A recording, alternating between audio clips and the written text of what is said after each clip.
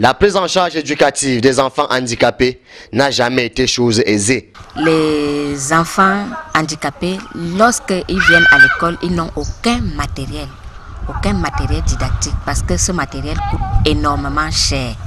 Par ailleurs, il y a beaucoup de classes où sont intégrés les enfants handicapés, mais dont les enseignants n'ont pas une formation appropriée à la prise en charge des enfants à besoins éducatifs spéciaux.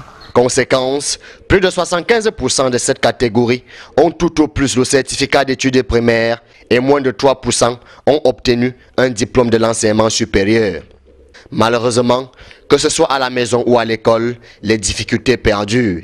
Parce qu'elle n'est pas normale comme les autres, donc sa tête ne tient pas comme tout le reste.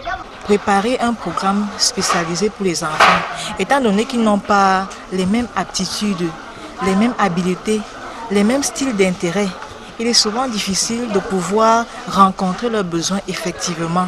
En cette 21e journée internationale des personnes handicapées qui se célèbre ce 3 décembre sous le thème « Lever les barrières en vue de favoriser l'avènement d'une société accessible et inclusive pour tous », le volet éducation reste la priorité de l'heure. Les enfants handicapés ne doivent pas seulement fréquenter le centre national, l'école du Centre national de réhabilitation des personnes handicapées.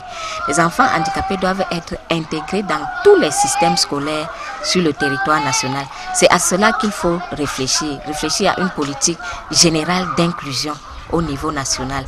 Opinion publique, enseignants, parents et promoteurs de l'éducation doivent ainsi maîtriser le bien fondé de l'éducation inclusive pour une plus grande participation des personnes handicapées.